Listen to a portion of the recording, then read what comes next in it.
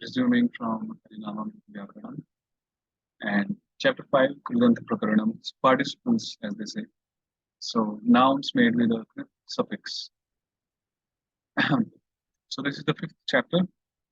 So dhatum sarvam badaya sarvam rupam karoti yaha krit sa eveti vismutya tadharma krit prashastyati. He who takes all the elements and creates all the forms is the creator. Because people are amazed by this, they glorify the creator. So this is the spiritual meaning.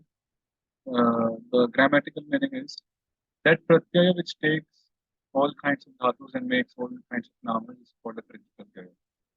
Because people are amazed by this, they glorify the krit pratyaya for having the same nature as Vishnu. So basically, when we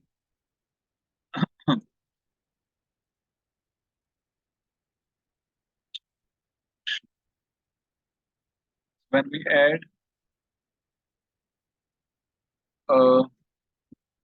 krit pratyaya after dhatu, then that turns into a noun. Okay. So that is what about Krdanta.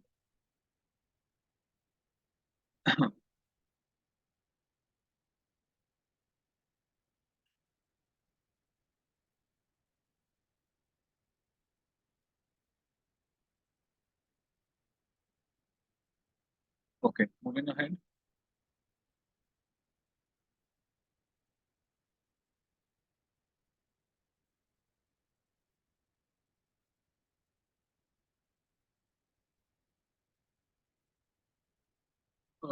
Dhatuh, maybe we can read the tikas here. Bala says Tadita pratyayas are applied after namas, but namas are formed by the application of pratyayas.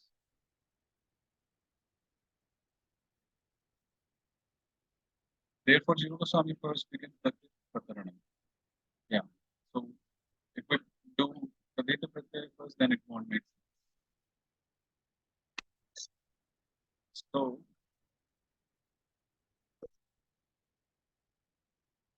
by first establishing how a pratyaya is similar in nature to Vishnu, he directly establishes that the Krit pratyaya is the topic of the prakaranam. In the grammatical sense, Yaha means Yaha pratyaya, which pratyaya? Sarvam dhatu refers to all the dhatus, both primary and secondary, which are the source of words. Sarvam rupam refers to all the forms which are namas, which means Krit pratyaya. Your voice is kind of muffled or distorted or something. I don't know if it's Just the a microphone. second.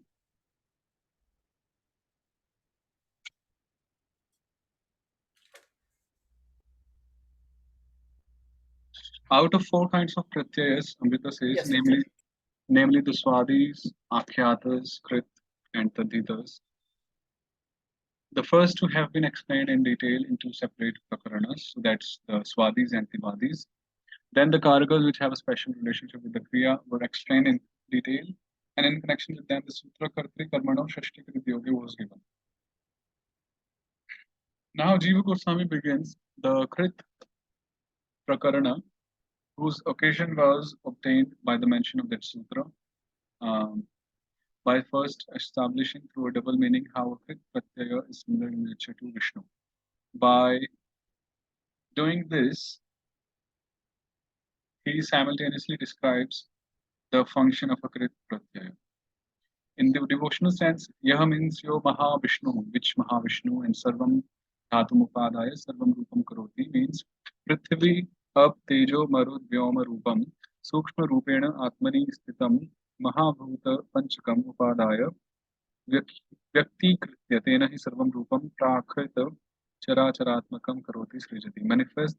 So this is the spiritual meaning that Lord Vishnu, he manifests the five great elements, namely earth, water, fire, air, and ether, which was situated in himself in a subtle form, and with them creates all material moving and non-moving forms. The words Swa Maya Shakti Dwara by means of his external potency have to be supplied here. Krit means karta, the creator. Vismitya means vismayam, labdva, experiencing amazement, and tadharma means tadeva. Sarvadhatu grahana purvaka, sarvarupakaranam, eva dharmaha yasya saha, whose nature is that, namely taking all the elements and then creating all the forms. In the grammatical sense, the idea is that since the Krit Pratyaya has the same nature as Vishnu, who is characterized by his pastime of creation, studying the Krit Pratyayas is beneficial for the Vaishnavas because it necessarily entails remembrance of Vishnu. Great. According to Amar Kosha, the word dhatu has the following meanings. Shleshmadi rasaraktadi mahabhutani tadgunah indriyanyashma vikriti shabda yonish jadhatavah. All of these are dhatus. What is this? Plague? I don't know how to say. Plague. How do you say that? Plague. Plague. And so on. The three Phlegm. Yeah, phlegm. it's slimy thing, like mucus that is within the lungs, for instance, is phlegm. Okay, phlegm and so on. The three humors of the body. Phlegm, bile, and wind. Kapha. Otherwise, yeah, Yeah. yeah. Otherwise known as kapha, pitta, and vata. Chyle and blood, and so on. The seven secretions: chyle, blood, flesh, fat, bone, marrow, and semen. The great elements: earth, water, fire, ether, and their qualities: fragrance, taste, form, touch, and sound. The senses: metals and minerals, and verbal roots. So generally, when we're studying grammar, so when we refer to dhatu, it means the shabda yoni, the verbal roots, shabda yoni, which are the source of words. It was explained in Vritti 89 that there are four kinds of pratyayas: swadis, akhyata, krit, and tadita, right? The swadis and tipadis are called Vishnu bhaktis, and they produce Vishnu padas when applied after namas and dhatus, respectively. The krit are applied after dhatus, and they produce namas, which are called kridantas. So, right. Yeah, participles, and the tadhitas are applied after namas, and they produce derivative namas, which generally have a modified meaning of the nouns, of course. But since the rule is napadam shastre prayunjita, that which is not a pada cannot be used in an authoritative work. Swadis must then be applied after the namas formed by krit and tadhitas to produce Vishnu padas, which can be used in a sentence. So it's like this. For example, if we take one dhatu, let's say dukri karane, where we just have three as the remnant, and let's say one pratyaya, the ta pratyaya. So we get krita. Kri was a dhatu, ta is a pratyaya, so we get krita. Now after krita, we'll apply swaujas. Right? Now krita is a noun, so we will apply the 21 pratyayas, or rather the 24 of them. So krita. And then we get the form. Okay. So just by applying the krit pratyaya to the dhatu, when we get the noun, so that's not a Vishnu pada. That's just a prakriti. We are forming a new prakriti there. Often the word krit, though most literally referring to a krit pratyaya, is used to refer to the word ending in the krit pratyaya, namely the kridanta. This is because Panini himself uses the word krit like this in Gati Karako Padat krit and in other places. Kridanta literally means krid ante yasya saha, that at whose end there is a krit pratyaya. So when we say kridanta, that means a kridanta pada, a word which ends with the krit pratyaya. But sometimes when we just say krit also, so conventionally krit, just saying krit means kridanta. Sometimes the word kridanta is also used to refer just to a krit pratyaya and not to a word ending in krit pratyaya. That's also there. Thus, both krit and kridanta can refer either to a krit pratyaya or to a word ending in a krit pratyaya. One has to judge what best fits from the context. The word kridanta is often translated as a participle in English. Participles are so named because they participate in the nature of both verb and adjective. Wow. Similarly, kridantas function both as kriyas and namas simultaneously. Yeah. So kridantas, they work both as kriyas and namas. For example, like if I say um, um, senam, okay, Arjunaha Tenam Drishtva Bhagwantam or Krishnam Avadat. That Arjuna spoke to Lord Krishna after seeing the army, right? So here Drishtva is is a Kridanta form. Kridanta form. So it's a noun. But Drishtva is also a verb, like after seeing.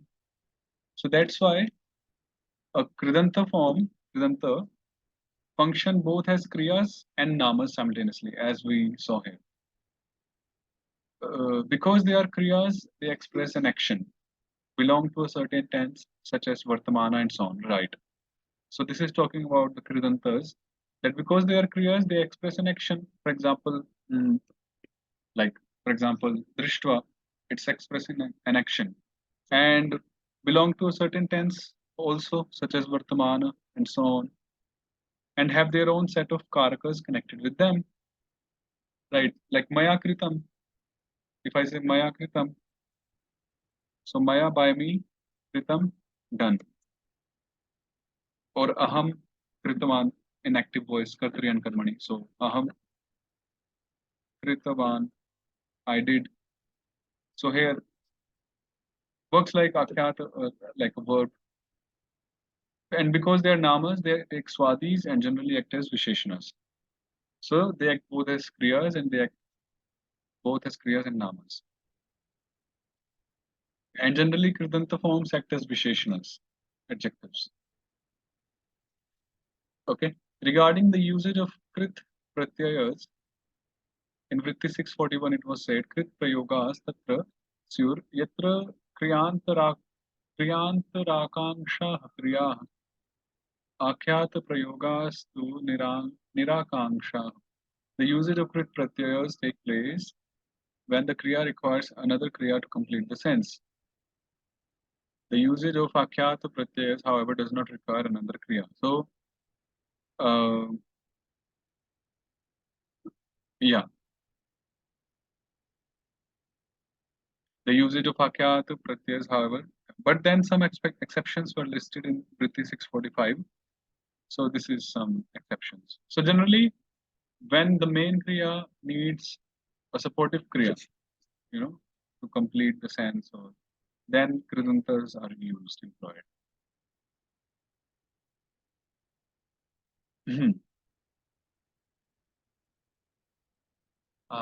We'll do just one more sutra and then we'll complete what Mata needs to. This is 728. Dhatoh krit bahulam kartari. The krit pratyaya is applied variously after the dhatu, and the krit pratyaya is applied in kartari prayoga. The adhikar made here is dhatur uttare krit pratyaya bahulam. So, yes.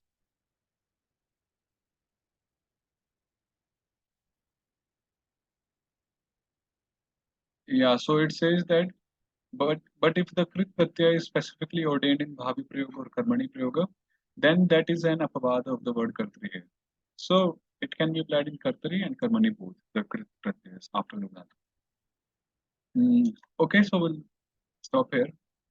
So we'll resume the next weekend, and next weekend we'll do little early the class, maybe 7 p.m. Indian time or 7:15, quarter past 7. Little like 15-20 minutes earlier, half an hour for the next week only. So Okay, that's good. Thank you. Hare Krishna. Hare Krishna.